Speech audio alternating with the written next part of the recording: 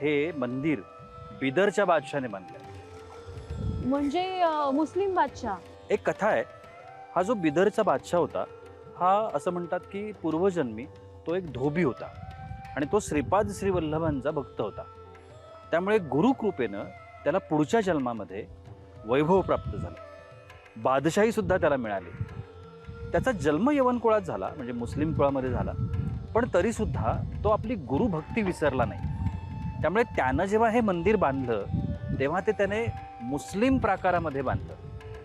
म्हणजे बघ, आज आपण आत्ता ज्या पादुकांचं दर्शन घेऊन आलो, त्या पादुकांवरती जेव्हा पूजा होते किंवा त्यांचा अभिषेक होतो, तेव्हा त्या पादुकांवरती सुद्धा एक मुस्लिम परंपरेमधलं उन्नी नावाचं वस्त्र घातलं जातं.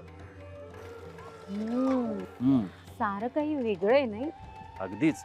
आपण याच्यातलं काय लक्षात घ्यायचं की धर्म, जात, प्रांत ह्या ज्या काही सगळ्या चौकटी आहेत, ह्या सगळ्या माणसाच्या संकुचित मनाच्या चौकटी आहेत. या विश्वाचा जो पालनहार आहे, तो पालनहार या सगळ्याच्या पलीकडचा आहे.